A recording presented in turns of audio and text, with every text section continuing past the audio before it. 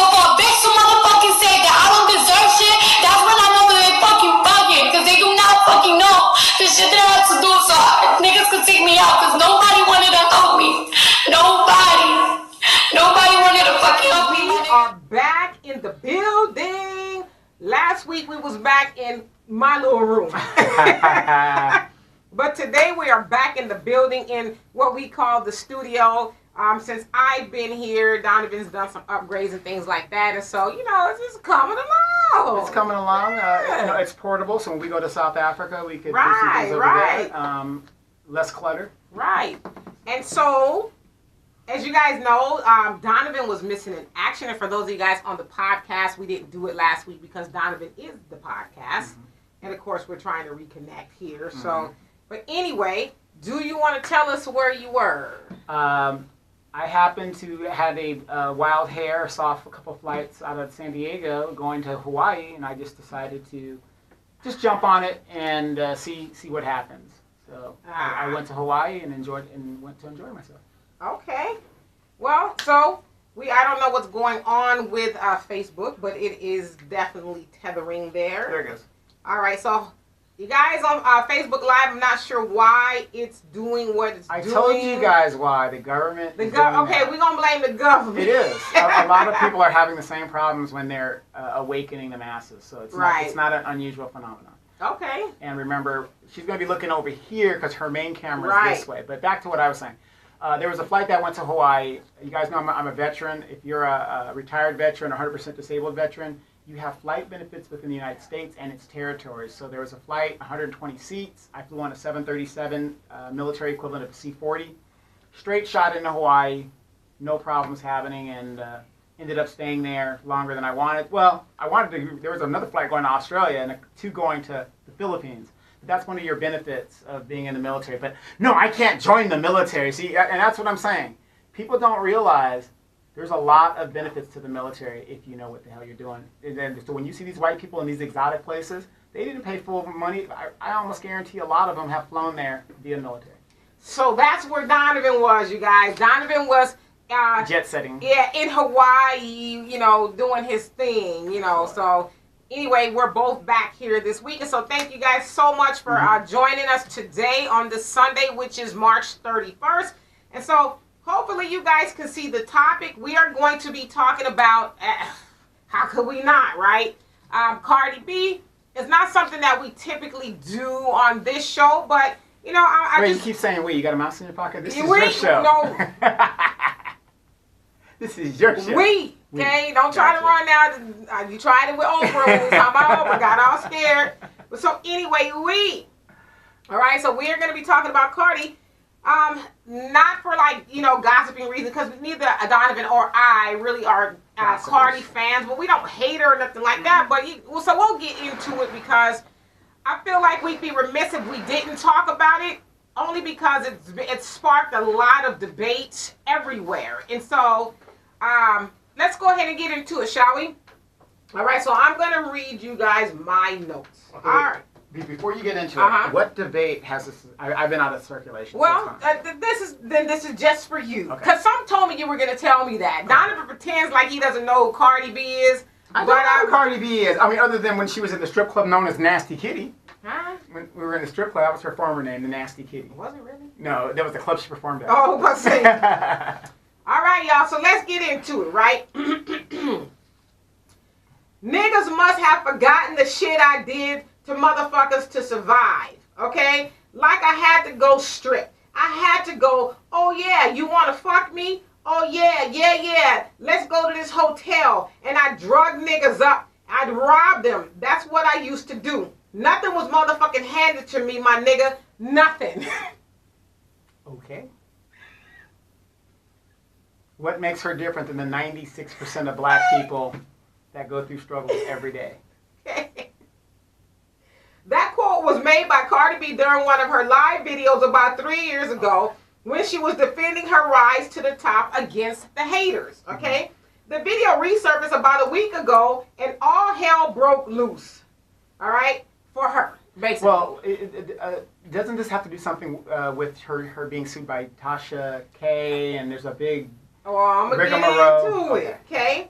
Now, people have been comparing her to Bill Cosby and R. Kelly while using the hashtag surviving Cardi B. Because, you know, the play on words, surviving hash, R. Kelly, when he did they had the Lifetime movie about R. Kelly, right? All right, so surviving Cardi B. Now, many are demanding that she also be held accountable and muted for what she admitted to during being with these unsuspecting men, right? Now, however, there are many who are arguing that those men were not victims because they should have expected to be drugged and robbed by a stripper who they paid to have sex for. Like, if I'm lying, y'all, I'm flying. Wow. I've heard, and you know what the crazy part is? I've seen and heard a lot of men justify that. Well, they knew what they were getting into. What do you expect when you go to a room with a stripper and all this other stuff, right? I expect to get what I pay for. Well, okay, well, save that thought. Save that. Okay, so basically they're like, charge it to the game. That's what they say, you know? So it's good to rob each other. Right. So leave Cardi B alone because we don't need to persecute her for her past. We need to be leaders and lead by example. Regardless of what you did in your past, if you stole a car in the past, then that don't mean you shouldn't be able to get money in the future. Damn right. Free Bill Cosby. As long as you change your ways, and we all know Cardi B focus on the money now. She is a leader, and that's how I feel. That was Rick Ross. Hey, that was Rick Ross. Mr. Security Correctional Officer talking about he's gangster. It hadn't even seen no parts of the streets. But go ahead. Put Molly in her champagne. She ain't even know it. I took her home, and I enjoyed that. She ain't even know it. That was also Rick Ross, okay? What did your girl Kamala Harris say? That, Kamala's, down with the cause. I don't know about all of that, okay? So that was Rick Ross as well, okay? Now, he lost an endorsement deal from Reebok because of those lyrics. Dumbass. Due to a petition that was signed by over 72,000 people. So Rick Ross lost his endorsement deal behind talking about putting, Molly's in people's drinks and all that stuff too. But Dumbass. on the other side, he's defending Cardi B. Okay, now, here's some more quotes defending Cardi B's behavior. Okay, also drugging someone to rob them versus drugging someone to rape them are different things. Both horrific, especially on the drugging end, but different. It's not the same as what those men did. Stealing is surviving, but I don't think rape is surviving. I think they're different things. She did what she had to do. Okay, now these are all quotes. Someone else said classic whataboutisms, all right? Now, speaking of whataboutisms, rape. Now, let me give y'all some definitions, okay? So the definition of rape: unlawful sexual activity and usually sexual intercourse carried out forcibly under threat or of injury against a person's will, okay? Now, the definition of robbing: to take personal property from someone by violence or a threat. Now, spiking a drink is the act of adding drugs or alcohol to someone's beverage, often alcoholic, without their permission. Most cases of spiking drinks occur with the intention of sexual assault or robbery, okay? Now, what are the common themes in both of those definitions? All right, we have the word take, we have forcibly, we have threat, violence, and without permission, okay? Now, people are also claiming double standards when it comes to comparing Cardi B to other rappers.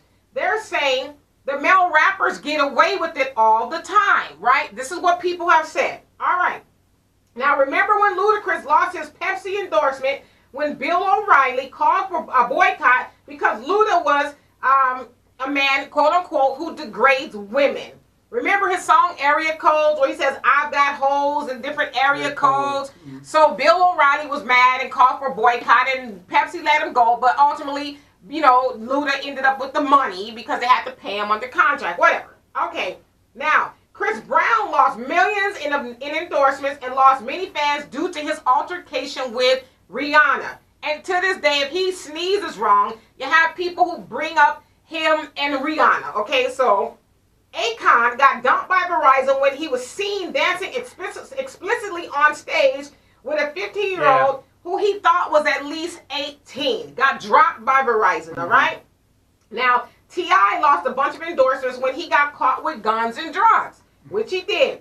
I beat the pussy up like Emmett Till. got Lil Wayne dropped by Pepsi. And, you know, rightfully so, whatever. And the family was mad because he, you know... moral police. Yeah, but the point that I'm making is, and I'm sorry to be so vulgar, but I really wanted to prove a point here, okay? Now, back to Bill Cosby. In a court deposition, Cosby admitted to giving women, drugs to women right before he had sex with them, even though he said they knew about it. Okay, regardless, Cosby is now sitting in a prison cell, serving out a 3-year sentence for sexual assault. For the most part, people view the differences between Cardi B, Bill, and R. Kelly by saying the following. 1, Bill Cosby did it for power, or because he had the power. He's this rich celebrity, and you know these starlets want to get on, if you will. So he did it because he had the power. Now people are saying R. Kelly did it because he's sadistic, he's, you know, crazy, and, you know, all of that other stuff, and he likes young girls. Now, people are saying Cardi did it for survival. That is the basic summation of the difference between those. Cardi did what she did so people for are selling, survival. Aren't people selling drugs for survival? Aren't people doing Right. stuff for survival? Right. So that justifies it? Right. Well, that's the consensus from what I read and from what I gathered, is that Cardi did it for survival. Everybody else did it, you know, for what, you know, power, and because they're sadistic. And so I'm going to get to you guys' comments. And I was remiss in saying thank you to Donovan for being here. Thank you to Marcus for doing everything you do, and Eris as well. You guys, if we're not friends, please click on the link so that you can also participate in the conversation. What else? Also, the purpose of this show is to promote Black love, knowledge, and understanding of all the things that go on in the Black community to make us an even better people. So I'm going to get to you guys' comments right now. Oh, and by the way, next week I am going to have the phone connection so you can call in and stuff like that. What? I didn't do it this week because I've been trying to catch up from my dalliance in Hawaii. All right, so I'm getting to you guys' comments right. Oh. Have to turn me down. Okay, so let's see what you guys got going on here. All right, so I think I missed a bunch of comments only because it just went up. So let's get to it. So Tay says, "Hey D&D, what's happening?" Tay. Amanda says, "My boo is back." Yes, yes, I have that shoestring I want you to wear on the beach. And Marcus has shared the link. You guys, please click it if you can't comment for whatever reason. Hey Alex, what's happening? Tay says, "I mean, I get it. But then where was all this back when Rick Ross said the same thing?" Well, and so I should have read that comment first. Hey Nidra, she says, "Hey," and then Tam says, "Good afternoon, beautiful. Same to you." And Tay says, "We are so hard on Cardi, and Rick and other rappers aren't being held accountable for their words." Well, that's not true. And I'm assuming you wrote that before I read all the rappers that are and have been held accountable for their things. Let's see. Tammy says, "Cardi B is ratchet and needs to be held accountable for her actions." Yes, indeed. Hey, Gina, she says, "Hey now." And Tammy also says, "Drugging a person to gain something is similar to raping them. She raped him for something. She raped him for something that belongs to him." Per the definitions I read, only thing that's missing for robbery, which you can rob a person of their, you know, personal being, if you will.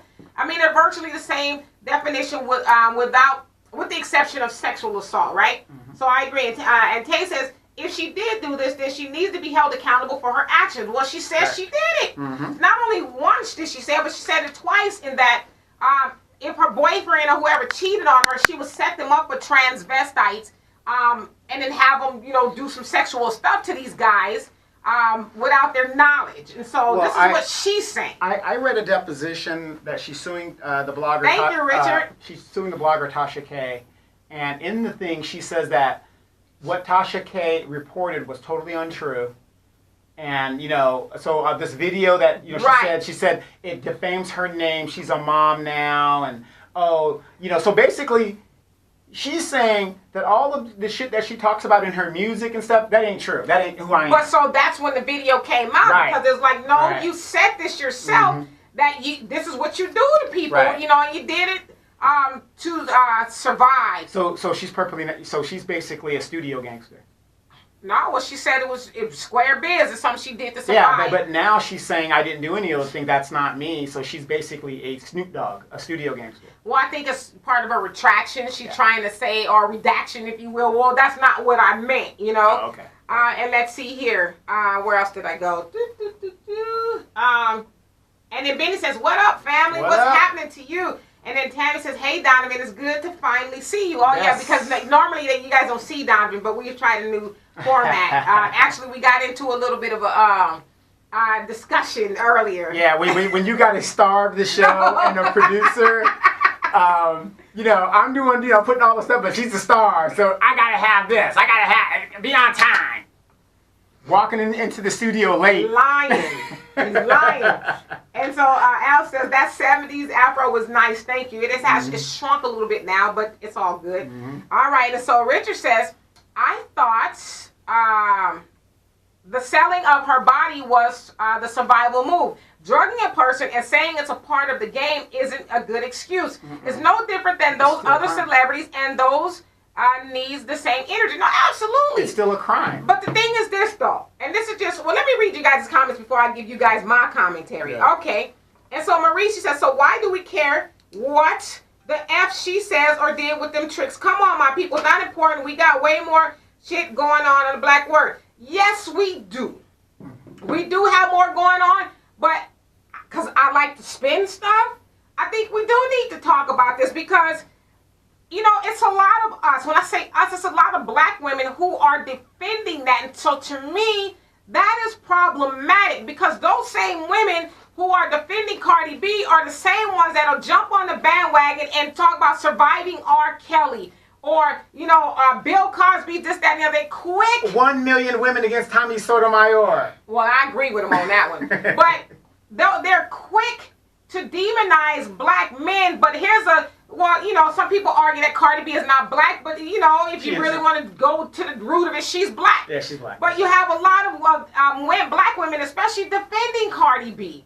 And so I think that's something, I know we won't be able to fix it here, but that's something we need to address. Because without black women and black men being united, we're going to always have issues. And if we can't agree to that, I mean, like I said, I've debunked the thing that, you know, the black male rappers or male rappers aren't being held accountable. They are being held accountable.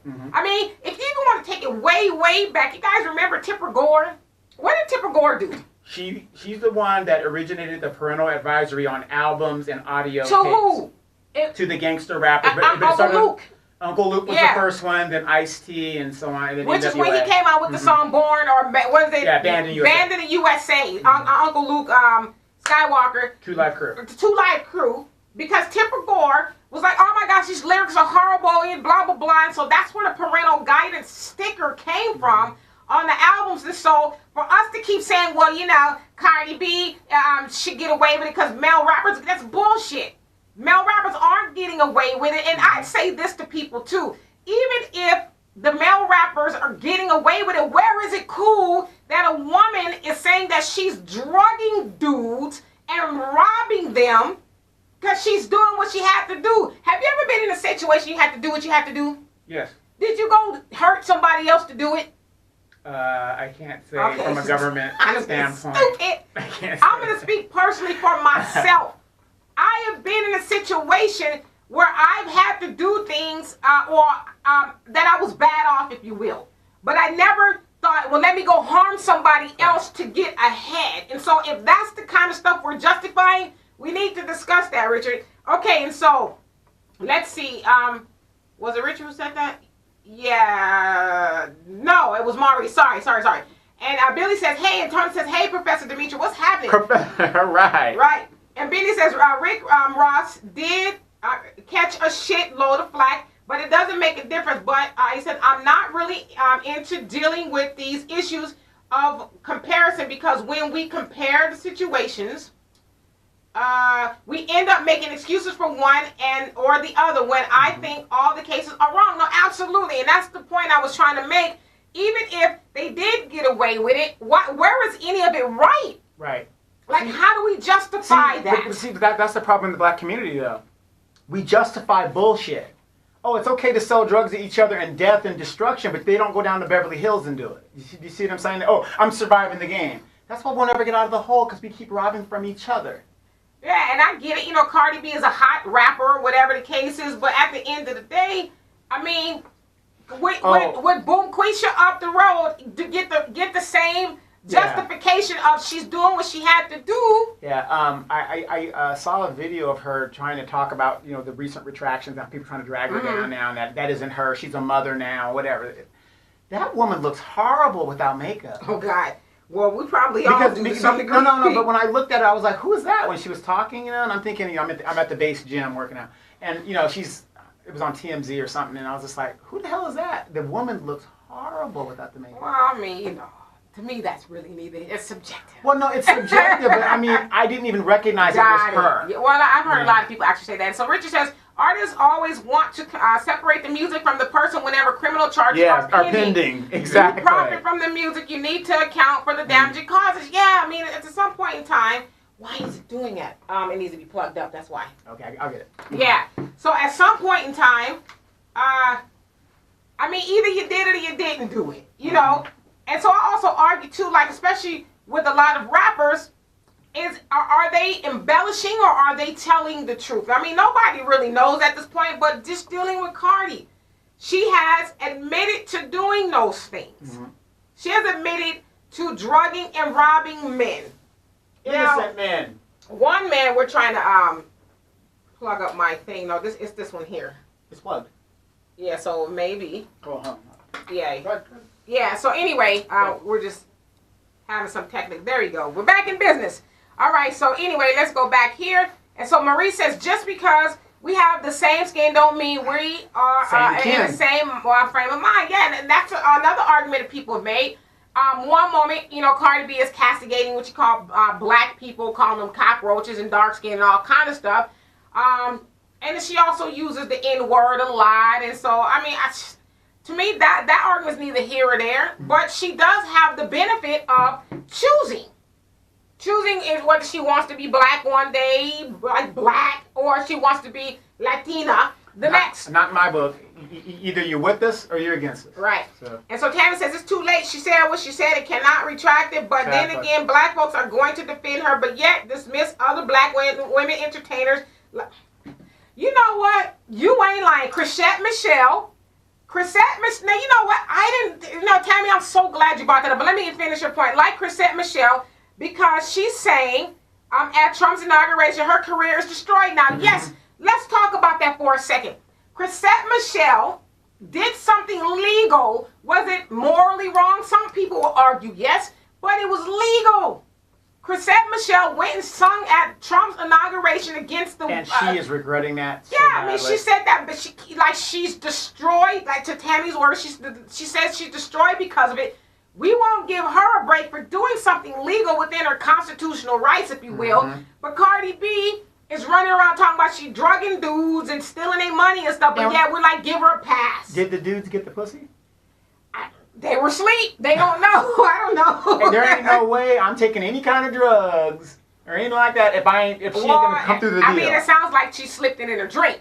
They didn't know they were being drugged and she was. Fellas, if you're at a club, same thing you would tell a woman. You do not leave your drink. Well, that sounds like they went to the hotel, like yeah, to hang but out. still, you still don't leave your drink, right. And you know, especially dealing with these ratchet type hoes. Whatever. Right. And so Tay says no one can justify rape or sexual assault. No, and it shouldn't be. Rape or sexual assault should not be justified. However, neither should robbing and drugging people. That is illegal. That shouldn't be. None of it should be justified, right? And then so Al says, I call you the bomb because you are sexy, and when it comes to black issues, you go off any minute. No, I'm not going off. And Benny says, I think this issue with Cardi B is a perfect opportunity for us to illuminate the double standards that's going unaddressed. It's also a perfect opportunity to deal with some of the things that will make us all uncomfortable, and that happens to be the whole so-called hip-hop culture and our love for this dysfunctional behavior that we promote as our culture, black culture. Absolutely. Even in Cardi B's, one of her her defense, she says, I'm part of hip-hop culture, and I am allowed to, and I'm paraphrasing, but I'm allowed to talk about the things I've done because this is part of the hip-hop culture. No, it's not. But to your point, Benny, maybe we do need to redefine that, because when we were coming up, it's about being positive, getting out of the ghetto, uplifting yourself and your neighborhood. And right. So now it's talking about giving people drugs and raping and just the whole... And being gay, you know. Okay.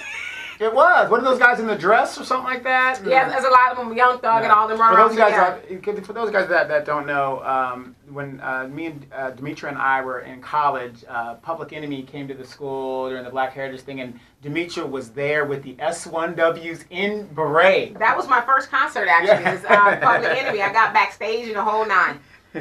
So yeah, and so Tay says, I think folks did Chris said dead wrong. Yeah, but so to that point, Tay, how do we justify muting? Because that's what we did essentially. How do we justify muting Chrisette Michelle, but then we want to give Cardi a pass?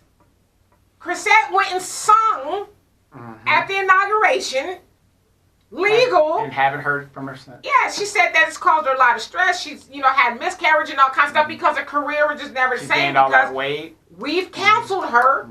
But yet Cardi B is, I read a couple articles saying that Cardi probably will be just fine because there's a lot of people just defending that. A lot of men, as I said at the top of the hour, are saying, well, it's kind of par for the course. What? When you go with a stripper, that might happen to you. What's Cardi B's age? I think Cardi's only 26, 27. Yeah, see, you're dealing with these young, stupid-ass, young-ass girls. And there's probably a lot of old women doing that shit. Well, yeah, we know that too, because that's where she learned it from. But my point is, she's at an age where she doesn't realize, because as you get older, you get more conservative and stuff, especially as her child goes following in mommy. And I'll give you a better example: Whitney Houston and her child. Within 2 years of Whitney Houston being dead, the daughter followed right along with it because they wanted to be friends, learn behavior. Right, learn behavior. And so, let's see. And Richard says she may get away with it, but the impressionable minds who blindly follow artists won't. Exactly. True. These are the types of things that you get killed, and to bring up and basically brag about it is reckless. And I hope the hashtag #HeToo Laugh Out Loud movement gets her. Well, I mean, that's really up to whoever's in the #HeToo movement, because I agree, and that to your other point, I totally agree that Me Too should be defunct. Me Too shouldn't have another word to say. You see people coming out against Joe Biden saying he's, touchy-feely, he's a groper and all this other stuff. And I'm like... The author of the mass incarceration. I'm not saying he's not a groper. I don't have any knowledge of that. But it's like, okay, well, if we're talking about Joe Biden, shouldn't we be talking about Cardi too, in addition to R. Kelly? Hell, we dug up Michael Jackson from the grave. Yep.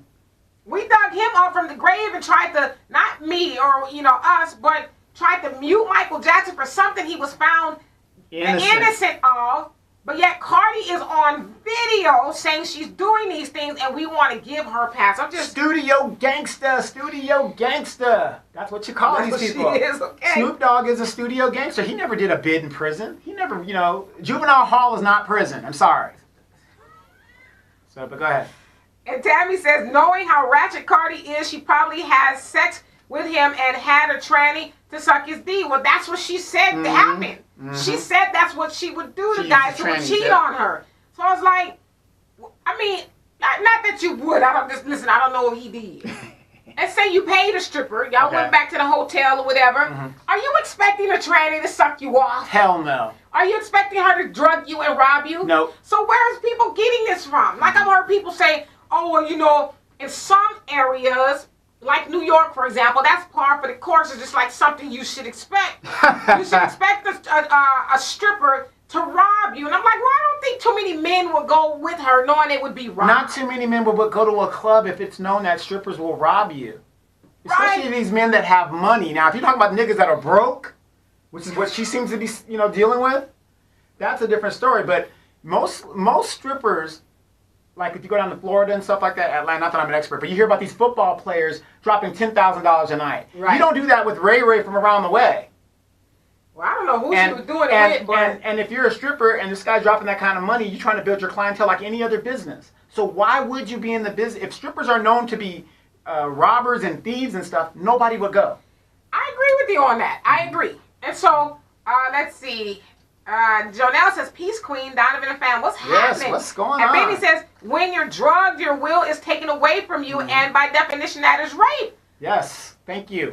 It just is. But why is it that when it happens to a man, everybody laughs?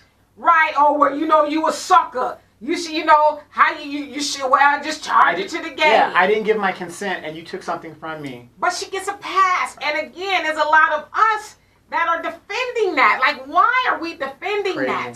Crazy. And then so Al says, at the Rock and Roll Hall of Fame, Janet thanked her dad for what he did, but didn't mention Mike's defense. Well, I think Janet silently spoke out for her brother because she didn't perform because she said it was going to, well, from what they're saying, she said it was going to air on HBO, so she didn't want her performance to air on HBO. The show, the site, or the television station that aired the Leaving Neverland hit piece on her brother. So maybe she did, right? And Tay says, honestly, I can't get with the Me Too movie. Yeah, the Me Too movie they should just like fold up shop and say, let's go, gals. Yeah, we're done here. We got Bill Cosby. Mission accomplished. Gloria Allred. Where's Gloria? I mean, normally by now she'd have been sitting on a table with a whole host of victims. If Cardi was a man, she'd have had them all wrestled up together, crying and sniveling, talking about I don't want no money, I just want him to apologize. Where's all these, the congressional black talking women that would come out in support of all this stuff? I'm waiting too. I mean, where's all the uproar, And then let's see here, Maurice says, wow, and he also says word, and Tay says, isn't it that was rap is nowadays? So is that, you're saying, well, is that what rap is nowadays? Well, that's what it is nowadays. Very negative. It didn't start off that way. Nope. Like a lot of times if I'm hearing a rap song, I'll have to do a double take, like, what? What did they say? It's just, so I guess that's what it's become. A lot of it is yabba dabba doing. I mean, it's just so, the lyrics are just so stupid as long as it rhymed. Right. Stone, Rome, cone, it's like, what? Right. And so Benny says, when we say, well, hey, you're in a strip club dealing with strippers, so if you're not aware of the environment, then you're getting drugged and robbed. It's your fault, quote unquote. This is textbook victim. Let's see, victim blaming, but since it's a man, it's really met with no more than a shrug and considered a joke. Thank you. Absolutely. And Benny, I love what you said on one of my posts, because there's a few guys defending Cardi, saying, oh, that's street life, and what do you expect? But Benny made a good point. He says, that's like saying, well, look what she had on. She deserved it. Well, maybe if she had a little bit more clothes on, she wouldn't have got raped. It's the same thing. Like, going back to the room is an illegal thing anyway, but nobody went back there, I'm assuming, thinking to get drugged and robbed. We both knew we were going to go supposed to get the freaky deaky on, and I didn't sign up for that other stuff. Yeah, all I know is if you've been to strip clubs and you're a guy that's been to a strip club and you think you're going to walk out with a stripper and your intention is going there and to have relations with the stripper, you're a damn fool.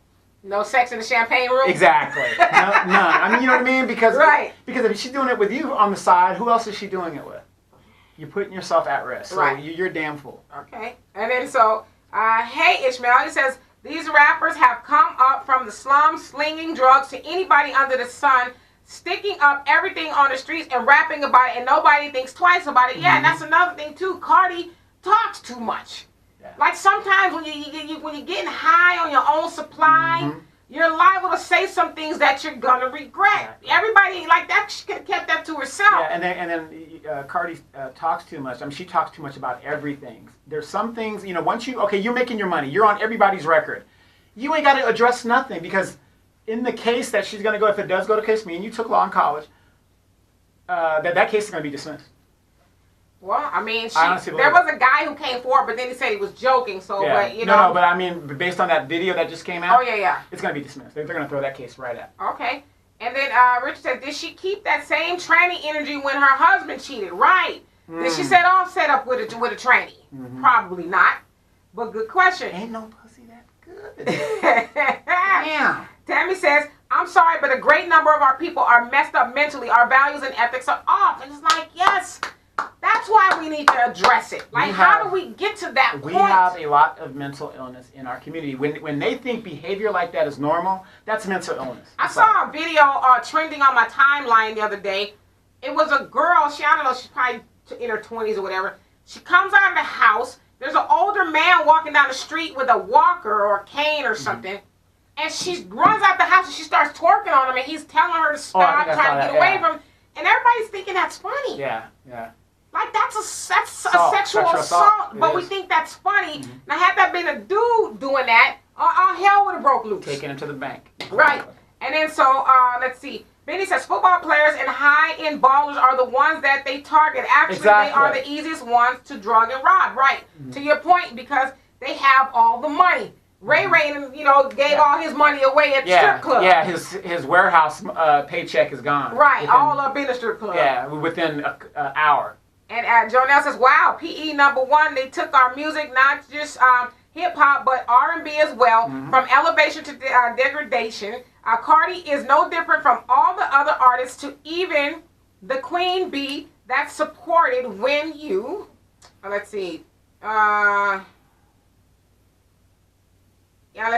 when you listen to the lyrics, the rap degradation, Cardi B is just highlighted due to her blatant honesty. We know these are not the saints in these industries. They're doing the most wickedness for success. America's 100% hypocritical, and that's why Cardi can't admit it like R. Kelly. Yeah, I mean, to your point, obviously she has a benefactor, the benefactor being the record companies, and we know who those people are.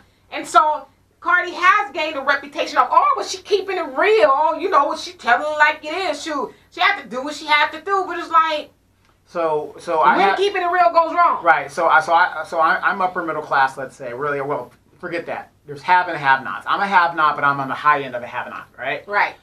I have a daughter that I've spent money to go to school, giving her a better opportunity, keeping her out of the ghetto, whatever. So now my daughter is a teenager. She's listening to this Cardi B bullshit.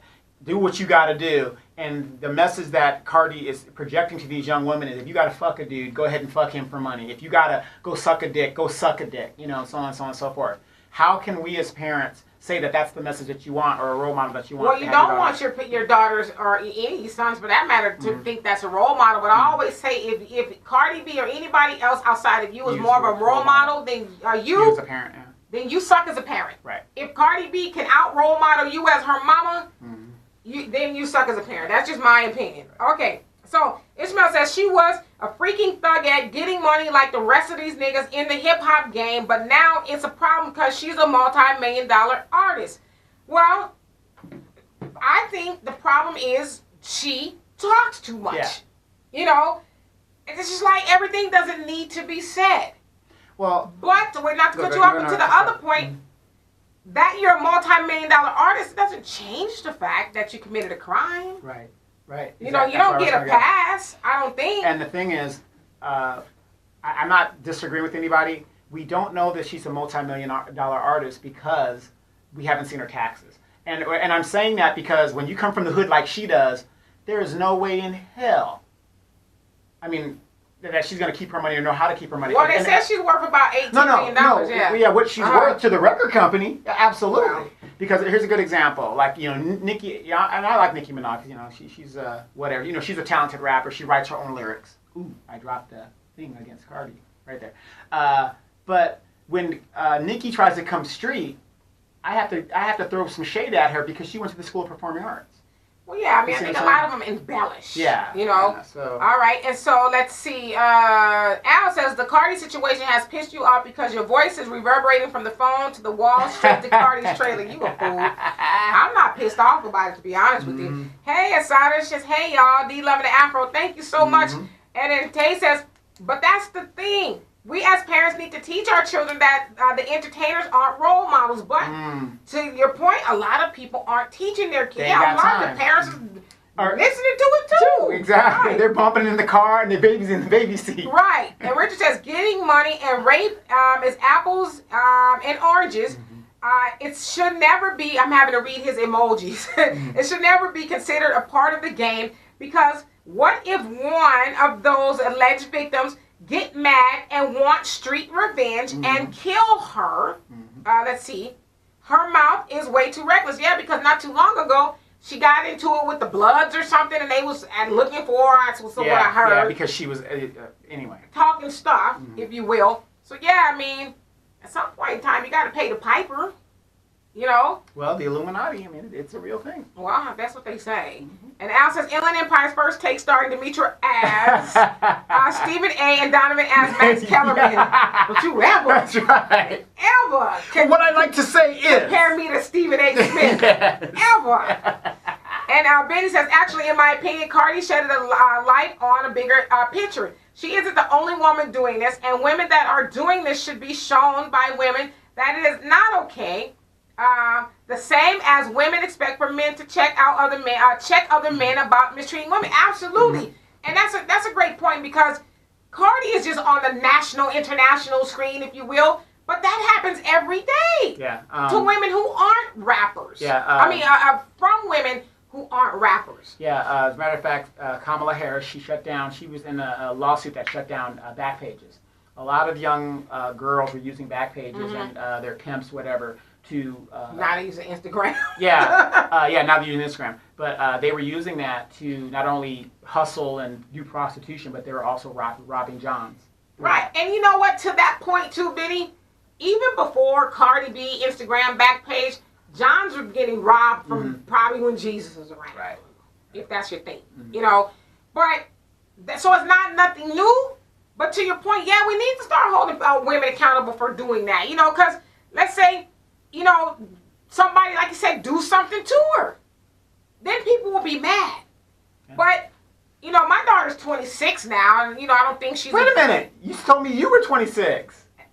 See what happens when you talk too much? I'm telling Cardi B, she talked too much and I'm talking too much. How can your daughter be 26 and you're 26? Divine intervention or something, they told me. Right. But yeah, so I mean, at some point in time, it catches up to you. Yes, it does. You know, it catches up to you. And so... did you mean 1926? I'm just saying. Okay, so Jonelle says, right, yabba dabba doing. Yeah, when people are not even enlightened to listen to lyrical, but just moved by beats. Anything can be served to the masses. What are truly within these artists of substance? Nothing. Let's see. Let's see. This artist, nothing. And that's what they produce in their music. The industry is owned by the Zionists, and they promote the artists and filthy music for our people mainly and masses. It creates the demand and supply it. Right, Donovan? The objective is to keep the women and masses in mental health. Cardi done admitted to drugging and robbing and basically pimping to be a success. Women are just, as the Players Club has example, true. So the Players Club, look at what's being served to us from the top. It's the Jews selling filthy us to us and benefiting. No, absolutely. And for those of you guys on the podcast, we are coming back shortly. So... real quick, some trivia. One of the most enlightened rap groups of all time. Give me your favorite. I would say P is up there. P is up there. Okay. A lot of people forget about these guys. I've never forgot about them because when they came out, they were on fire. Remember X-Clan? Yeah. But I've heard some behind the scene things about X-Clan, which is why I did, because I knew you were going there. Yeah. But anyway, I don't know if it's true. Yeah. But anyway, yes. But from what we know, yes, X-Clan was very conscious, right? Okay, so let's see here. And Richard says, morals are optional in this age, and people defend the immoral. It's crazy times we are in. Absolutely, like, can you imagine? I read an article a long time ago when you had your Paris Hiltons and Britney Spears and all these other people who were acting up. And the author said, in old Hollywood, these women would have been ran out of Hollywood for such low gutter standards. But to your point, Richard, is now the norm. Where you have... The ratcheter, they're better. Right. It's like, where are the wholesome people at? You know? I mean, and like I said, I don't follow Cardi, but she is very disgusting. Not saying her personally, but just her behavior is very disgusting. You know, but I also attribute a lot of that to her immaturity for being as young as she is. Very immature. I mean, just the way she, you know, the way she comes off. I can't remember who said it, but they're marketing her And nobody's telling her, you know what, Cardi, you might want to, tone it down a little bit. They're marketing. No, it. because you've got women out here, young girls, that think wearing, looking like a Morlock with a blonde wig on, fake contacts, getting their nails done, doing all this stupid stuff to look like somebody that you're not. I say it every time. Nobody hates black women more than black women. A Morlock? A Morlock. For those who don't know, that's the time machine. Look at the time machine. Okay. And Ishmael says, you're absolutely right, Demetra. This hip-hop game has gone from culture and storytelling to what the fuck. The kids are hanging on every word these cats are rapping about, and it's taking them nowhere fast. Absolutely. It's like, as a parent, like I always tell my daughter, like I said again, she's 26. I'll do the math. Now. I'll do the math. But when she was younger, if all of this was going on, ain't no way in hell. Mm-hmm. Ain't no way in hell I would allow my, if she did it, she'd have to do it behind my back. Mm-hmm. But there'd be no way in hell I would allow my child to listen to some of the garbage that goes forth out of the radio now. There's just no way. I consciously could not do that. And let's see. Al says, jot it down that you just admitted that you talk too much. I say it all the time. I'm starting to sweat now. But anyway, Benny says, exactly. But men are afraid and ashamed to say anything and wind up just charging it to the game. Or sadly, it goes the other way. And that's the other way is usually very dangerous for women, true, who humiliated or harm these men. True, like, yeah, exactly. I mean, what if I come back to the strip club? And I know you was the last woman I was with when my $1,000 came up missing out of my pocket. And so now I'm waiting for your ass in the parking lot. Right. Then I'm going to go to jail because I didn't charge it to the game. Right. So, I mean, that's food for thought. Hey, Daryl, it says she got in trouble with the Crips for her defamatory use of the word flu, which flu, whatever, instead of the word blue to describe a coat she was wearing. She is aligned with the Bloods in her native Bronx. Let's see, Mac 10 helped to organize that Blood set. Really? It's amazing how, I think one of our great poets, DJ Quick, said, it's amazing how some niggas on the West Coast have so much influence on niggas so far away. Right. Because let's be real. There was no Bloods and Crips from New York. It started here in L.A. Started with the Chips in Compton. The Chips. The Chips? Mm-hmm. Okay. The Crips? No, the Chips. The Chips. Okay. That was a white gang, and so they formed Okay, the yeah. Crips. I heard that. Right. Okay.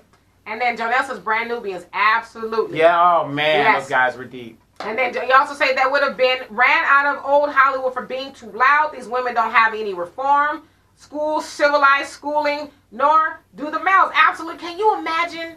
Like, just think 20 years ago.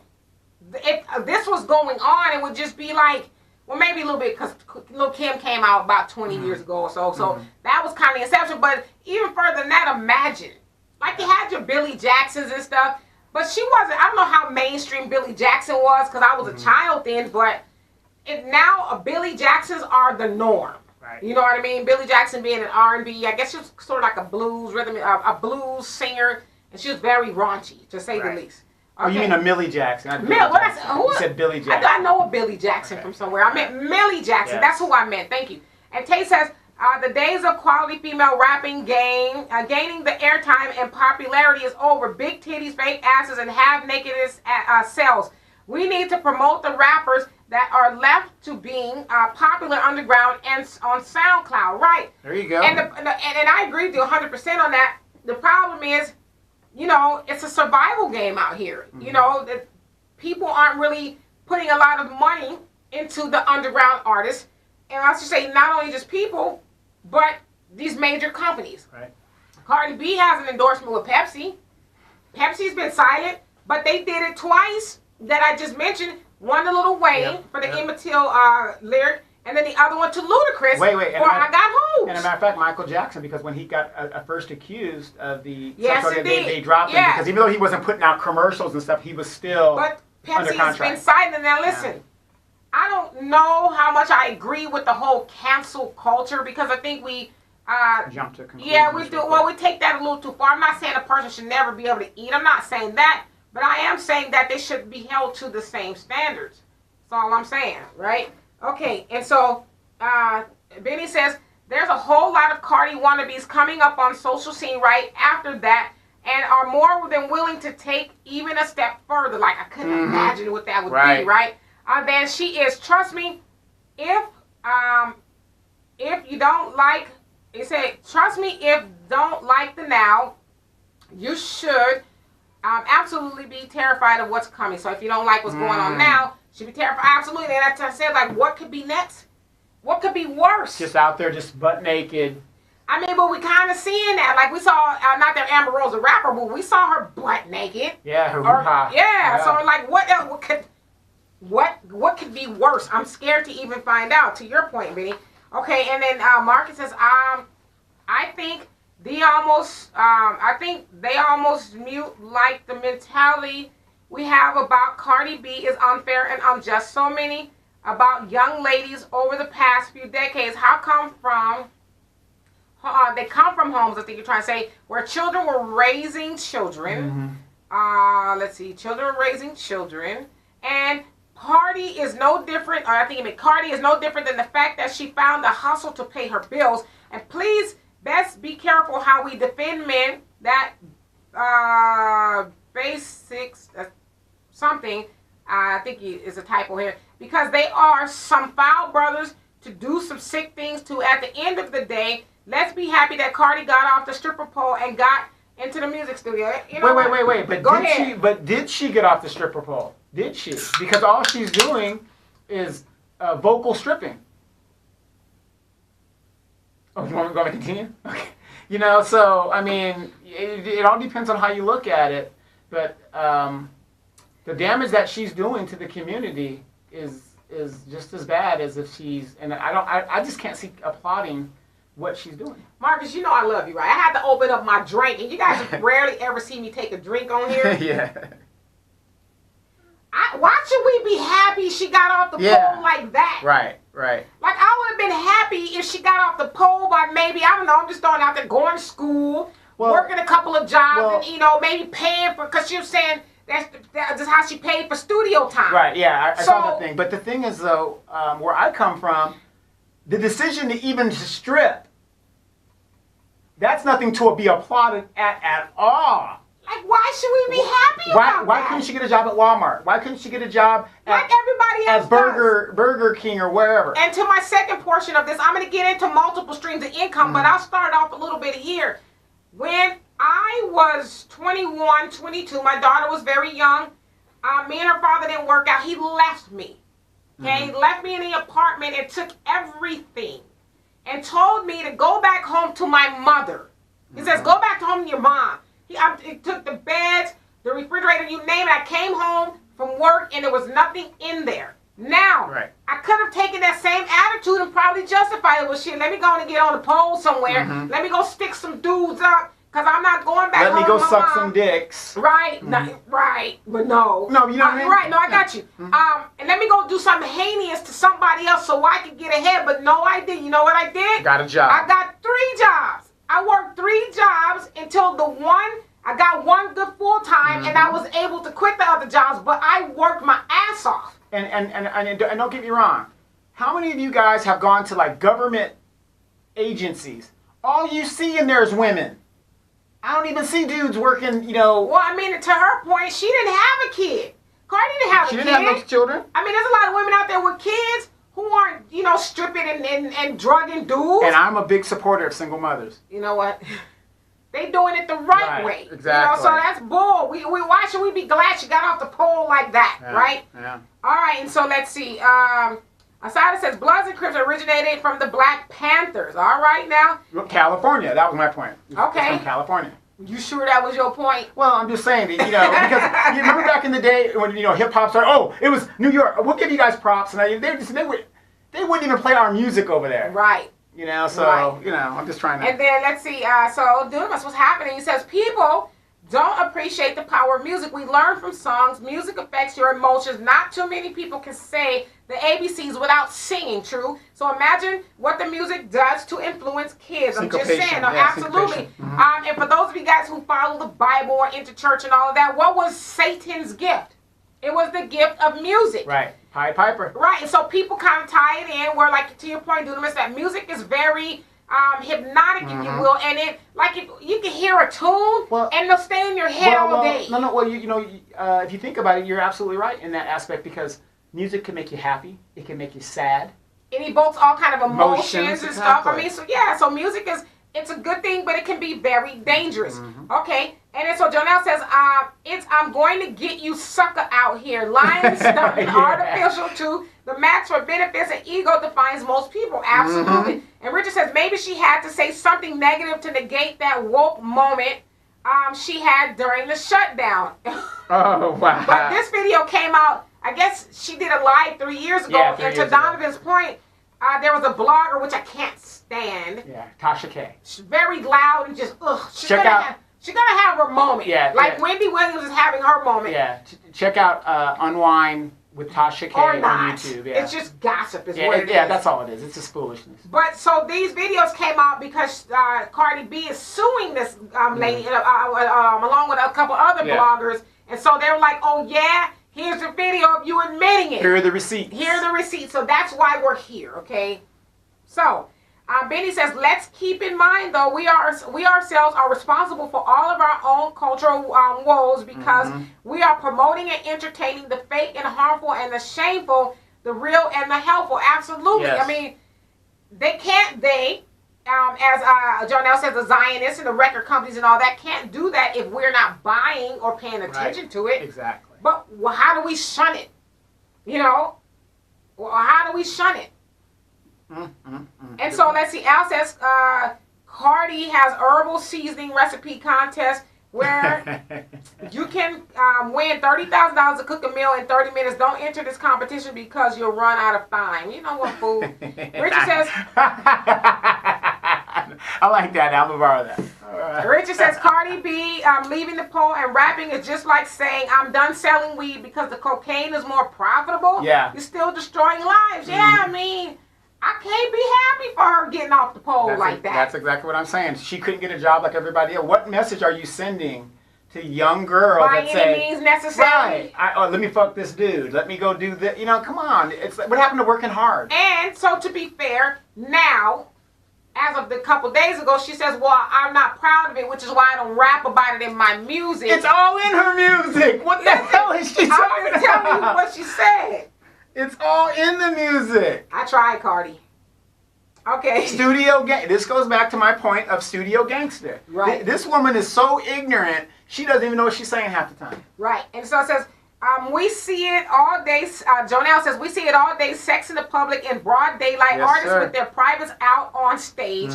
It's mental filth and filthy actions. She hasn't gotten off the pole. She just got broadcast as... Let's see, broadcast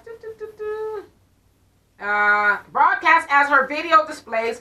These are not the standards of a moral principle. Woman like Mary, majority of women, sad to say, only have examples of whores and whoredom before them, doing what they feel they must do for their desire to make it to a point of success. Insecurity, like in The Devil's Advocate, the part I send you out as sheep amongst wolves. Yes, true, absolutely, and that's what she is. Right, and then and think about these young men. We're talking about these young ladies. Let's think about these young boys in that age range too. If she's rapping about, because we know she doesn't write her own lyrics. If she's rapping about all this stuff, and these boys are listening to it as well as these young ladies, how do you get respect when you're rapping? It has nothing to do with respect. It's all about down shaming black women. Well, I mean, and then her video with the city girls. Yeah, twerking in the video. Oh, she's on the pole. How did she get off the pole yet? Yeah, but right. But you're demanding respect. Right. And Benny says, this shit is just a lame excuse, just the same as it is for a dude using it, their reasoning for selling drugs and being in gangs, period. Yeah. Absolutely. Absolutely. It's a complete double standard. It comes from women who are always talking about others' double standards when it comes to women. But yet then you turn around and do a double standard for a woman? Come on, And then Daryl says, Bloods and Crips started in Los Angeles and Compton in the 1969 and has spread to far away as Europe and Africa. Yeah, crazy. Ain't that something? Over in the motherland, Crip walking. No. What's amazing about that is the dumbest shit we get credit for. Well, but to the flip side of that, black people, we are trendsetters. Yeah. We set trends, and why not set some good ones? Yeah, you know? that's what I'm saying. I'm saying that, you know, the negative stuff, we're just... Right. And let's see. So Ishmael says, we're in the age where it's so hard to protect our children from the web. YouTube alone has so much mischief and crazy influential power over its children. Drives me crazy. Right. Exactly. But why is your child, not you, because I know it's not you, but I'm saying in general, why is your child on YouTube, especially unsupervised? Right. I have a question, and I have this question for a lot of parents. Where is your, okay, let's say your child is less than 14 years old. I can understand if they're 14, you might want to get them an $800 phone. You go ahead and do that. But if they're younger than 14, I'm just saying if it was my child ain't getting a phone until at least 14 or 15. Because where's my child going to be where I won't know where they're going to be? And then they have all these apps. I mean, even if your child an app, you might as well put them in a strip club and say, I'll be back, honey. Yeah, that's what I'm saying. Why would I give them... Because they're able to get those Why would I things give him a phone? Why would I give him a tablet? Why would I do all those things to let strangers in my home? Right. Unbeknownst to me. Well, that's what you're doing. And Al, I see your joke, but I ain't reading it. And then Marcus says, I think all of this stems from the reality shows on these plantation networks that pay black people to do anything and say anything week after week for money. Cardi is only rapping the culture. There are so many black people who have supported for years now, and she came off of one of those reality shows that you're talking about. Yeah, Love and Hip Hop.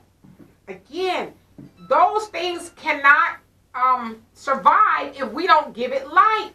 But I don't watch that stuff. I'm just not going to sit up and watch grown people holler and fight and talk about absolutely nothing we can't use. So, ooh, I almost choked. I guess because I got choked up. But anyway, y'all hear I lost my voice? Yes. It's weird. That happens to me sometimes. But anyway, moving on. Daryl says the record companies like BET are in control of our images. Do not go to BET Awards or watch their programming. But there are people who do. Like I haven't watched BET. I don't have TV, so but I didn't watch it even then. You know, because I know it's not for us. The last award show I ever watched is when I was appalled that Will Smith won the very first rap Grammy. I was done at that point. Damn, that was a long time ago. And I stopped watching the shows because, nothing against Will Smith, but happy rapper? Come on now. You don't want a happy rapper? No, I want somebody. Summer. That was a good song, but he didn't win it for that. No? Yeah, he won it for, I think, Parents Don't Understand or something like that.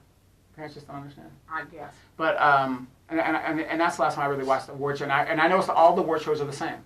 Right. And Jonelle says, our women and women got it rough, and majority don't have a moral ground against these various mechanics of negativity and the temptation that makes them do what's easy for security. Cardi has confessions, moments like Usher, so we get to hear her testimony, but so many others got stories that make a brass monkey cry. No, absolutely, And what is it?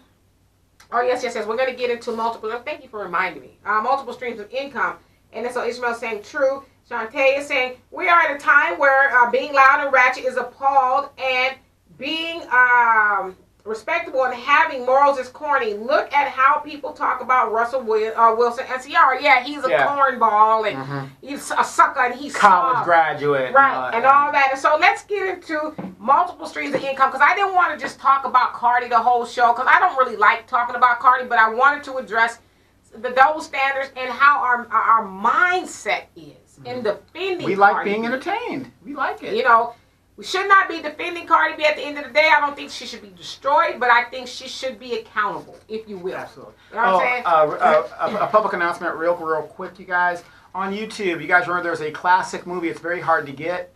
It came on YouTube today. It's called Let's Do It Again. Bootney Farnsworth, John Amos, directed by Sidney Poitier, Who Bill did the Cosby. soundtrack? The Staple Singers, Curtis Mayfield, produced the soundtrack. So a classic movie if you guys are of my age, because obviously Demetra is, I don't know what your age is. Yes. Young. Like I probably shouldn't even be talking about this stuff because I'm so young. You're so young, yeah. So Right. Let's Do It Again. They're doing full movies on YouTube for free, so check it out when you get a chance. And then moving on, Jonelle says, but Cardi is a drop in the bucket. Right is supply and demand, cause and effect, so it has to be crushed at the root. Why takes us to the root until we get to them roots, it will get worse. No, absolutely. And Tay says, yes, let's talk about securing the bag with multiple streams of income. Hashtag get money. Get the money. So, like I said, I wanted to end off talking about multiple streams of income because Cardi B got her bags, if you will. She got her multiple streams of income. But a lot of us need to get multiple streams of income. Okay, so what is that? My mom used to always talk about having multiple streams of income when I was a child. From very little, I remember her saying that. And multiple streams of income is basically multiple ways of making money. So let's take it back to the shutdown. You had a lot of people who work for the government, but that was the only job they had. It's a good job. I mean, it's a good job, right? Very lucrative. Very lucrative. But when the government shut down, so did what? Their income. Their income. So if they had non-essential, he had a non-essential. Right. Well, I'm just saying. But even still, regardless of where they were there, so if they had one income with the government, they stopped their money making. Stop. Potential. But so a lot of people who have multiple streams of income. Let's say if I was a government worker that shut down, hey, I know how to do this, that, and the other. And I'll give you guys a perfect example of me. Because I've always been one. Donovan knows my story. Al knows my story. So I have 2 degrees, which I rarely talk about. I have a master's in public relations and I have a BA in communication, right? Amen. I am using both of those degrees to make pretty good money, I would say. However, I can also, because I have a background in sanitation, I have a good friend of mine who has a house cleaning service, and I tell her when you need people, if I'm available, which I don't have a lot of time, but she calls me and she needs somebody to clean a house, I'm there. I get $100 or so, give or take, you know, cash. Never mind. Never mind. I get it cash, $100 that day, cash, you know, for helping her. But, you know, a certain amount you didn't have to declare or whatever. So I'm within my legal rights to do that. Of course. I also am a notary. What else do I do? If somebody like my brother, he has 3 kids, he needs somebody to pick up his kids, he'll pay me or whatever, I'll do that. So I do a whole host of things. You used to Uber back in the day? I used to Uber. When it first came out. I didn't Uber long because I didn't want all those people in my ride. Right? When it first came out. Right. When it first came out, it was pretty cool, whatever the case is. But the point that I'm making is, if one of those things stop, and I have another, sorry. I do, so I have 2 other things that I do, and I don't talk about them because it's safe that I don't. But no, that's not one of them. Yeah. But they're pretty good careers, to say the least. Okay. Okay. But if one of those jobs stop, I'm going to continue making money somewhere. What she's trying to say, I'm going to have to let the cat out of the bag, is there's a strip club No. called the library. No. That she kind of No. And stripping is not one of them. Okay, gotcha. But the point that I'm making is, I'm not going to starve. Put it that way. Got it. I know how to hustle, so I understand where somebody like a Cardi B is coming from, although I'm a hustle legally. I'm not going to go out there and do something to jeopardize my freedom, right? So let's talk about how do we get multiple streams of income. Go ahead. And also, you forgot to say, you also freelance PR. Yeah, and my true calling is PR. So I do help people with various things, whether it's campaigning or it's even to the point to where my hustle is so strong because people know that I can write. And I'm also a good negotiator. So if somebody's having an issue, like I had somebody hit me up the other day and says, hey, I'm having an issue with my landlord. I need you to, here's the issue. I need to put it in the words that you put it in, and so I can send it to them. And I did, and they paid me. It took me less than 10 minutes to write this letter, and I got paid pretty good for that 10 minutes. So I'm not saying it to brag about myself because I have issues too. But the point that I'm making is if we know how to do certain things, that's going to help us stay afloat. Now, how do you get multiple streams? I'm going to get to you guys' comments. Multiple streams of income. For one, if you have a degree, okay, use that degree or whatever the case is. A lot of people don't have degrees. You don't need a degree. Figure out what it is you're good at. Figure out what it is you're good at and what you can do to make money. That's what my mom used to always say. What can you do? What can you do? Figure out what you can do and get people to pay you to do that. Whatever that is. And so that's how you get multiple streams of income. Multiple streams of income, especially for us as black people, going to help us because that's more money. See, it's not really the fact that we don't have money coming into the community. It's the fact that we don't keep it in the community. that would help us with the unemployment rate as well. If we, find what you call side hustles, multiple streams of income. I'm a big proponent of that. We used to have that in our communities back in the 60s until the generation fail sold out. Right. And so, let's see here. And Jonelle says, yes, the classic's truly hilarious. Let's do it again. Too funny. Hustle and hustle hard. Yes. And then Benny says, Miss Shantae Wilder is absolutely right. Our priorities as a whole are absolutely backwards, and we sensationalize the wrong people and the things. Yeah, it's just things have gotten turned upside down. Mm-hmm. When and how, I guess we could probably pinpoint it, but that's just where we are as a society now. Things are completely inside out. Now, what do you think that is? What would you call that? What? Major distraction. Oh, yeah, well, it's a distraction, no doubt, but I think it needs to be dealt with because a lot of times we dismiss things as a distraction, which it is, but we still need to deal with it because our community, like Cardi, is going to be all right. White people who listen to Cardi, they're going to be all right. Hispanics that listen to Cardi are going to be all right. You guys get where I'm going, but it's us that are going to suffer from Cardi, or not Cardi like she's doing something to us. It's just that we are not at the point to where we can say, hey, regardless if we listen to Cardi or not, we got our money going, we got our group economics and all of that, so we suffer the most because of it. And then like Jonelle says, it's by design though. Let's drop this filth into their community. Everybody else will listen to it. And it's normal. But they have other things that kind of shield them from the effects that it'll have on them. Okay? And then so let's see here.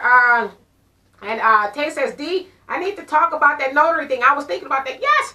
Yeah, people, like, I don't do a lot of notaries, but I have people say, hey, I need a notary, because people don't want to drive to a notary. Right. Have somebody, go to an office, because it's hard a lot of times to find a notary, but if somebody knows you're one, hey, I got something I need to notarize. I charge to drive over there, and I charge for the signature. Then again, why give your money to a total stranger when you get somebody that you know? Right. So, I mean, there's a lot of things that you can do. A notary costs you, I don't think it cost me about $300 from beginning to end to get it, but I'll make that back within a couple of signatures. Yeah, the sad thing is notary at the bank used to be free, if you remember that bank. Right. Now they're charging, I think it's $10. It's $15. Yeah, $15. Yeah, signatures. Like, right. What? Right. And Ishmael says, you go, girl. Well, I'm just trying to share what I have. And I know a lot of you guys have multiple streams of income too, but this is... You've got to start teaching that. Yeah, I never forgot that. My mom is, and also I can speak. So somebody wants me to speak or do something, give me a couple bucks or whatever, till I get there, if you will. But hey, you never know. And Charles says, hey, Demetria K, what a day. Absolutely. Beautiful day. Charles and his Bernie support. There you go. And I saw him messing with Joe Biden earlier. Ishmael says, me and my wife bring in income and we still find ourselves strapped sometimes. This I need to hear. Absolutely. So Ishmael, think of what it is you and your wife know how to do. I don't care what it is. If you know how to bake a cake, cookies, something like this, we always need something. Like I said, my brother, he has small kids. He needs somebody to take them back and forth to school and drop them off at the after school program. All right, I'll do it, and they pay me. They pay me to do it. Rightfully so. Rightfully so, yeah, because it's taken out of my time. Now, I don't mind doing it sometimes, but yeah, if this becomes a regular thing, break me off, because you're going to pay the people, whoever that is, way more than you pay me to do that. And especially if you got, remember we were coming up, there was no such thing as daycare. There was no such thing. Right. Now, the thing is, you could be in a daycare system, which I don't understand. You got all these black single mothers that have programs. You can go to school, and they will watch the kids at the damn college. That's another story. You could be in a contract, let's say you're a regular person like me that has to pay for daycare. Right. If the child is there or not, they're going to get their money. Absolutely. I could go on vacation. I still have to pay that week that my child is missing. Right. So, but yeah, so just, think about things you know how to do. Like I said, I'm going to keep repeating it. My mom used to say that to me, Think of what you know how to do and find people to pay you for it. It don't have to be like, oh, I went off and got a degree or a specialty. We know somebody like my sister-in-law. She bakes cakes. Yeah, she does. That's and bakes like cakes. She learned how to do that on her own. I mean, some people will pay her $300-$400 for a wedding cake. Yep, I saw her at Winco getting ingredients. Right, and that's what she does. She works too, but if she got laid off, which she has before, she bakes cakes. Yeah. Well, no, she got furloughed. Yeah, it's just when you name it, cookies, cakes, she bakes it, so people pay her good money to do those things. Yeah, and as well as streaming income, think about this. Take your vices.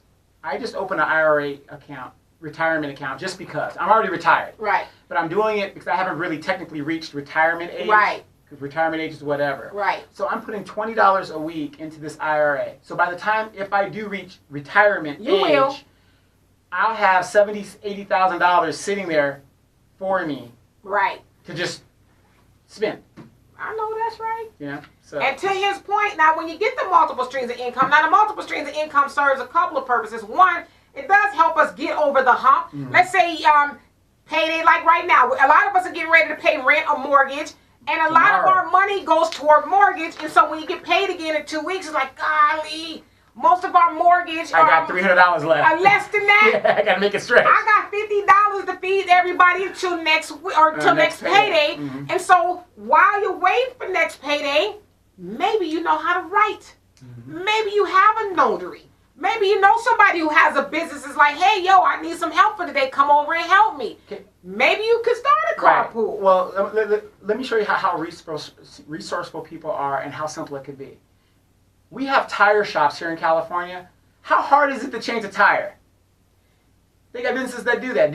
You could open up a oil change thing. For those that do oil changes, hit the thing, boom, boom, boom, $15, $20 to do that. And I tell you guys this, I come up with ideas, and let me get to you guys' comments. I come up with ideas all the time, like nothing. I'm just not passionate about doing it. Mm-hmm. But to your point, those made me think, and I'll probably get somebody in the game. Mm-hmm. To your point, a lot of people don't know how to change tires or tires or whatever. Right. Mm-hmm. But what if somebody had like a mobile service? Now, I'm not talking about the tow truck that you got to wait 45 minutes or whatever. He has a service. You know, that'll change somebody's tire. You go do it. I don't know the dynamics of it, but yeah, somebody in the name, somebody you knew. Just make sure you have a 3.5-ton jack. You just pop, no matter what car it is, you can pop it up, take that tire out, put it off, boom, gone. You can change a tire in less than 10 minutes and charge somebody about, what, $12. What if you knew how to change brakes? Just simple brake job. You know, somebody pay you $50, $60 to do it, you know? Exactly. All right, and so let's see here. And the video says, I absolutely take responsibility for my role in it because I myself didn't always think the way I think now. I was a part of the problem at one point in my life as well, accountability as a kid. And I think we all were to some degree, depending on what it was. Not me. Tay says, hey, I'm here to learn on how others make money and see if I can apply it to my life or utilize your services. Well, absolutely. I mean, that's what it's all about. It's bouncing ideas off of each other and sharing. See, we got to share the knowledge. See, but here's the funny thing, and I'm going to talk to Tay specifically. You know, I know Tay, you know Tay. She's a very outgoing type person. Why is it's always the people that have the money that keep hustling? Well, it's not really because you're going after the money. It's just the mindset. The mindset. That's what I'm saying. Tay doesn't necessarily need to. It's a mindset of never settling and being comfortable. You know, I'm not saying being comfortable like you can't relax, but like be striving to do more. You know, there's a saying, there's never enough of more. Right. You know, why not? You know, you're young, you got the energy, go make all the money you can, and then when you get ready to, then you have the money or whatever, but that's just me. Yeah, because I try to find different ways to make money all the time. Yeah, because a friend of mine told me, he goes, well, you're already making this kind of money in retirement now, why would you need to save an IRA? Well, what else are you doing with the money? That's what I said. I said, some people are drinking, some people are smoking weed, whatever. I'm just taking $20 a week.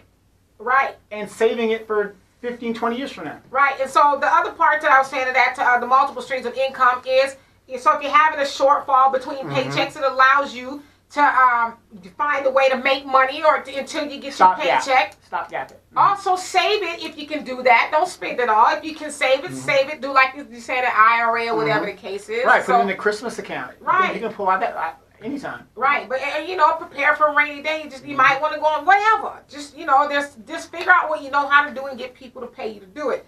And let's see, and Al says, cows don't have any money because farmers milk them dry. He's so corny. And Jordan says, our streams of income and wealth come from our creative thought. Absolutely. You got a product, you got a business, you got a job, you got a service, you got a job. We are programmed to lack our creative thoughts and we'll work and make it happen. Absolutely. Like, we are the most creative people on the planet. There is no reason why we shouldn't all be balling. You know? Exactly. I just... See, and I agree with you on that statement because everybody gets in a panic when they talk about cutting the food stamps and the welfare and stuff like that. You know what? We're going to be okay. We've always survived. And to that point, let's say I was on food stamps. You know? You know, give me a few. Yeah. But cut my food stamps, all right, I'm still going to eat. Even if I had to collect some cans, I'm going to eat. Exactly. So it's never going to be, oh my gosh, what am I going to do? Okay, that's okay, cool, because I got a notary bag, I know how to do this, I got a homegirl over here, we got a cleaning service, I go over there and you don't see if she But like you help, always say, whatever. Like you always say, you should never be dependent on another man to feed your grown ass. Right. Figure it out. And so, and then Benny says, our children need to be taught skills, multiple skills, working with their hands. Our adults too, it's never too late because once you acquire a skill, now you have something to market, find a need, and fill it. Absolutely. That's what making the money is about. Finding a need and filling it. It's just really that simple. But a lot of times we think it's so hard. You know, like my little niece, she's 13. Her father bought her a computer because she wants to edit people's videos because she did it for a girl at school for some project, and the girl paid her. So she's like, yo, I can make money doing this. You know how much she can make the edit, and she's good. You know how much you can make, and she's 13 to edit people's videos. Well, think about this. What's the one thing, no matter recession, depression, whatever, that you're going to make money regardless? I'm not going to ask because I think I know where you're going. No, go ahead and answer. I don't know. Because I'm thinking you're thinking something else. You have a license in it. Hair. Oh, I had a license to do hair. Yeah, hair. But I thought you was going somewhere else. No. Women are going to get their hair done. You don't even have to have a license. You can do braiding. Yeah, well, you should have a license. You know, especially if you're going to do chemicals. But yeah, I mean, if you know how to braid some hair, you be the homegirl around the way to braid hair. It's money right there. Like while you sitting at home watching Maury, have somebody who needs the hair braided while y'all watching Maury and you're braiding their hair and she pay you and then you go do your thing, right? Or get a bunch of you girls together that can braid and then go hit some cities and hit some spots. Absolutely. And then Daryl says, I call it being a little Jamaican. My granny, who was from there, could do anything. More power to our people. Absolutely. Amen, they say Jamaicans have 100 jobs, right? Yes, they do. Remember that show Desmond? It was on BET. The guy had like 5 jobs. Hey, man. In Living Color, I think. They did a thing on it. And Tay says, I use my car for Uber Black and Lyft XL. I make over $100 on one ride. Yes, she has an SUV, and Uber pays you more money to have an SUV because more people need to go, blah, blah, plus gas and stuff. So she's making $100. Like, she could do her one ride and be like, I'm gone. Fellas, I just got to say this. If you can catch up with Tay, the girl's balling. She's beautiful. She balling. Yeah, she's balling. She needs you to be balling too. Yeah, that's what I'm saying though. If you can lock that up, you got it made. Right, and she says, I want more from me and my boys. I want to have a cushion because we are in Trump's America, and goodness knows what could happen. Also, if I pass, I want my kids to have something other than debt. Absolutely. Absolutely. Open that IRA account. Absolutely. Can't hurt. I mean, there you have a student IRA, right at your bank. Open that one 20 bucks a week. And then Jonelle says, see the need and provide the service. Even if you must learn the service, where there is a need, there is an opportunity. Or shop the clearance racks and invest in what's on the clearance racks and sell it for a price more than you would have invested. Absolutely. People are opening up their businesses like we laugh at people who go to thrift stores. What do you think eBay is? That's basically a thrift store. My daughter can repurpose anything. And she's good, you know. So, and to Donovan, with me and him and my daughter at lunch one day, and me and our daughter talking about we're getting a sewing machine. And he's like, oh, yeah, that's right. I got one. You can use it. And my daughter's been sewing. Oh, right on. Yeah, she's been sewing. Right on. She's been sewing, and so she's going to sew and make clothes and sell them. There you go. So, I mean, that was just like speak things into the universe, you know? So Donovan provided us with a sewing machine until we can get on our feet and get going. They want the micro, macro, mass production sewing machine. Right now you got to start where you can start at. Right, you know? Right. But, you know, there you have it. And let's see. So good point, Joe. Now, yeah, you can buy clothes and resell them. Absolutely. And then let's see. Al says, what is alimony? The screwing you get from the screwing you got you a fool. That's not a multiple stream of income. So true. And Al says, Pepperly Pew has no money, but he does have 1 cent. You crazy. Wow. You can always secure the bag. Is that the new thing the girls are doing now? We secure the bag with multiple streams of income. You know? And Jonelle says, just think they may crack an item and create supply and demand around it like they did hair. You got hair on your head and people can sell you hair. So where there's a will, there's a way. Absolutely. Absolutely, yeah. Absolutely. So whatever you know how to do, figure out how legally, of course. And people to pay you for it. Yeah, I mean, okay, legally, and not everybody's going to be a rapper. Not everybody's going to be a football player. Everybody's going to be a basketball player. Be realistic in what you're going to do. Absolutely. You know, especially you women. You know your kids ain't shit. Don't put all your eggs in one basket on that one kid and put that pressure on him to be a sports star so you can get paid. Let's be real about it, you know? She needs a multiple stream of income. Yes. Okay? Yes. And let's see here. Benny says, the key is to teach teach your money how to talk to other money. Absolutely. Cultivate your money and force it to grow hands and feet. That's how you make money in your sleep. The money will go and get more money after a while. You can stop chasing money because the money will be chasing you, and that is the goal. Make money in your sleep, because whatever you got going is working. Not that kind of sleep. No. I'm making, you know. yeah. Well, Donovan's into the stocks, and I've gotten into them too. Money. I'm like, what you doing? You know? But yeah, so that's the key, to be able to make money without having to, maybe do manual labor, whatever anymore. So good point. And Jonelle says that being an innovator, right? Start small and grow big. That's another thing. A lot of times people think, oh, I want to make it big, which is cool. You should think that. But sometimes you are going to have to start small. You might start where you are with what you have. Look at black media now on YouTube. A lot of those people who are got millions Pissed. But a lot of the black media that have these millions of followers now, they started with a cell phone. Yes. They started with Phil from the Advice Show. Shower curtain. He started in his bathroom in front of a shower curtain with a phone, and now the rest is studio history. So start with what you have, where you are. Hell, if you know how to fry some chicken, like we see Hispanics do it all the time. You see them right there selling oranges on the corner? Or drive through the neighborhood, the elotes with the corn, with the mayonnaise, and all. They drive through the neighborhood and shit. People running about the house. Right. So, I mean, I'm sure they have some corn and some mayonnaise and however they're making it. It's like, shit, I'm finna go out. I need some money. But what's the most important thing you need to have talking about multi-million income and starting these businesses, in your opinion? You need to have the will. Well, no, we know that. Uh-huh. To me, you need to surround yourself with positive people who aren't going to tear you down and do all that. Get yourself away from the haters. Yeah, you got to get away from the haters and keep that positivity around you. People are going to encourage you and say, yeah, keep doing that, keep doing that. Absolutely. So. And then Al says Alicia is getting paid again doing another her aunt's 60th birthday. So Alicia, his oldest daughter, she knows that she's 15, 16 already? 14. Okay. I think 14. And she knows how to do hair and do it well. All right. And she makes money. Like she does hair for the girls at school. Then why is Dad paying for your damn phone? But that's a talent that she has. She's making money to do that. Still having Dad use his money when she got money all up in her purse. Is there any other way?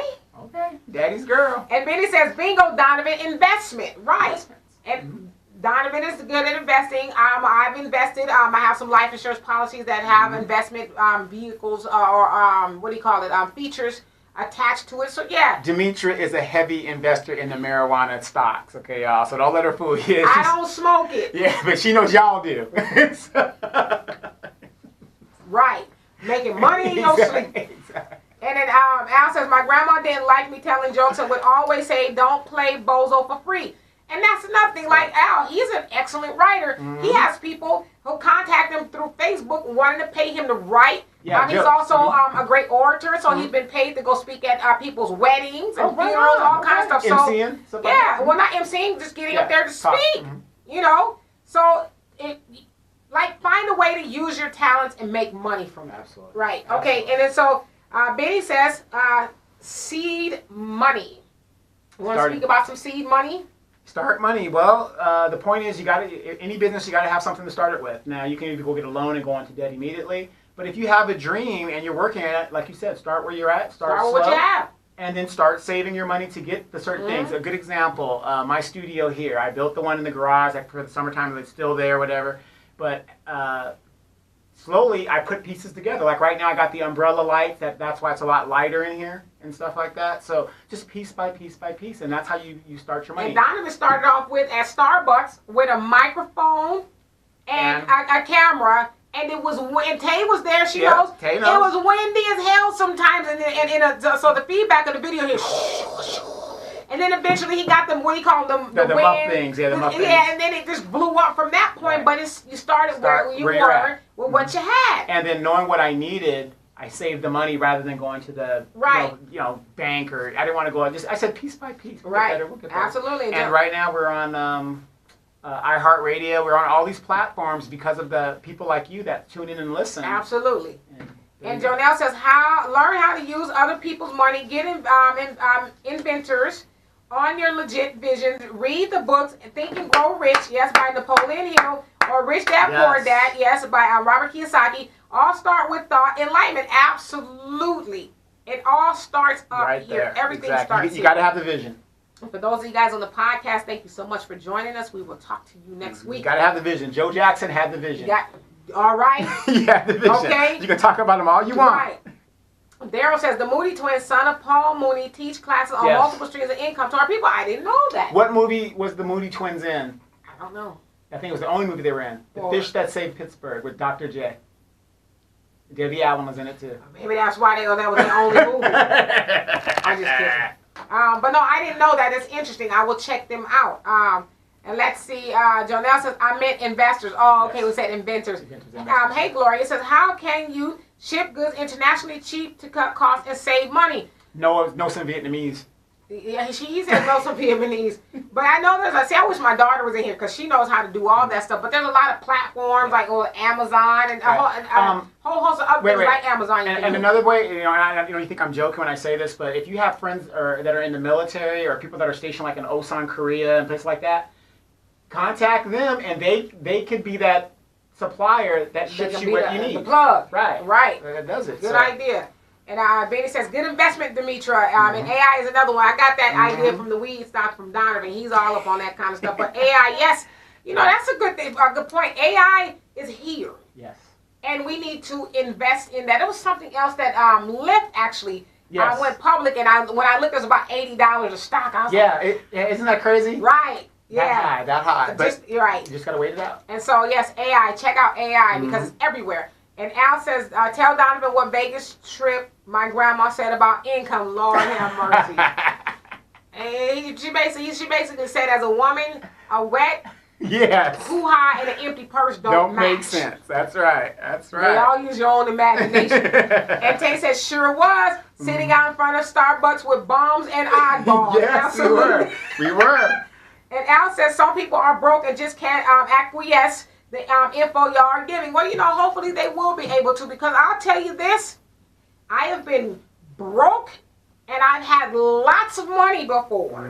Now I'm somewhere in the middle. Now I'm somewhere in the middle where I can breathe and sleep at night, okay? Exactly. But the other reason why I have multiple streams of income, and you guys believe it or not, even though I have so many things I can do, I don't work 40 hours a week. Nope, you sure don't.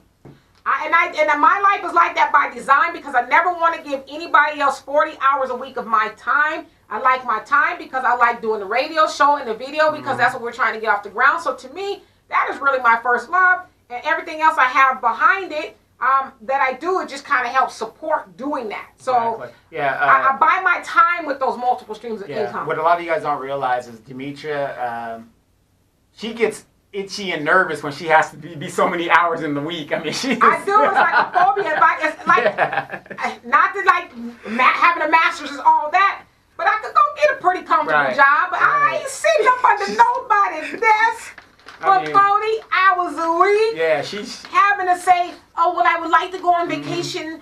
Can I go? No, Gloda's been here for 40 years and she always takes Christmas. Right. Like I would quit.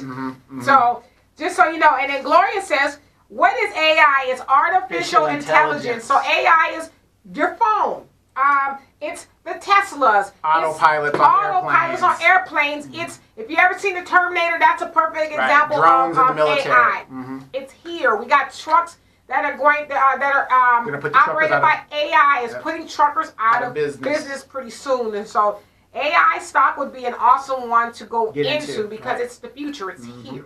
Absolutely. And so Jonelle says saving is a tool that we as blacks would be more empowered if and when we become more disciplined, and we must understand assets and liability, not just monetary, but in thought.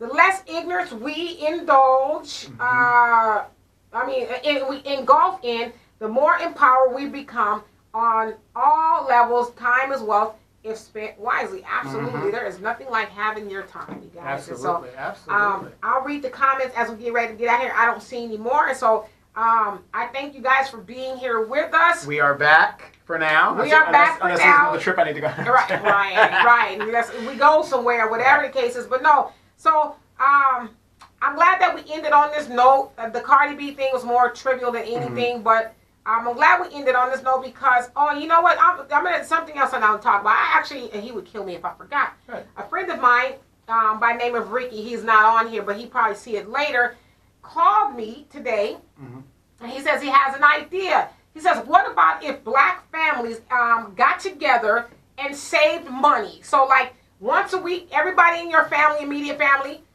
contribute less. I'm just throwing out there $20 a piece to a fund, whatever you want to call the fund. $20 a piece to this fund, and then you're saving it with a goal to do something, whatever that goal is, to acquire something like a house or a business or something. What if every family did that? And I said, I agree.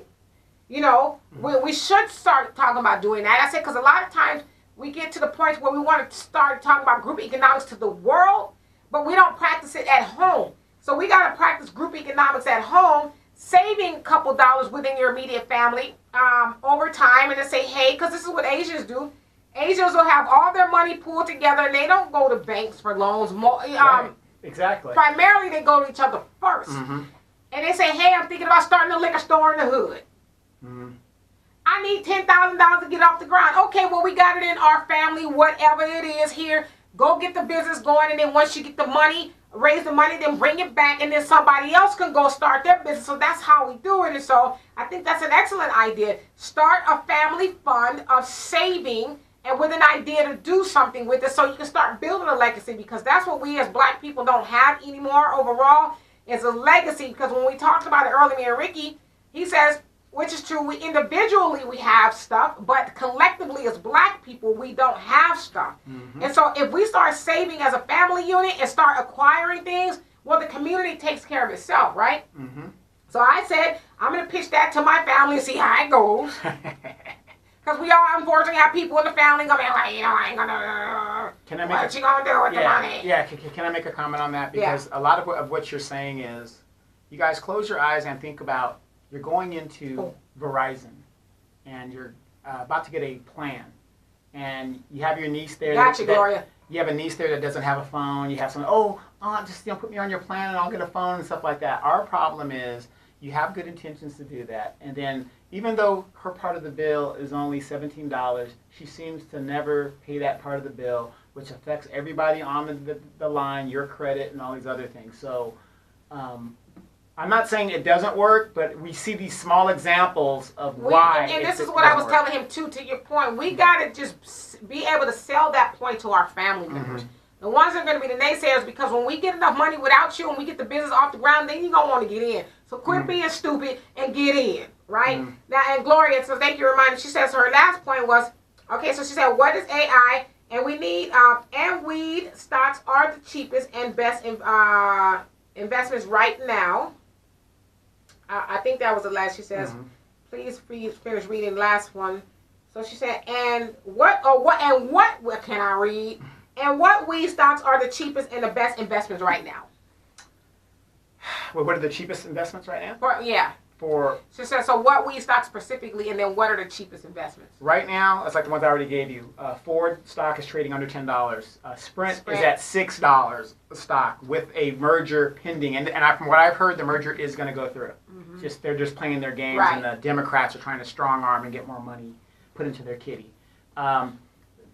Precious metals. You can get precious metals for like $20-something. AMD, which is a chip processor in computers.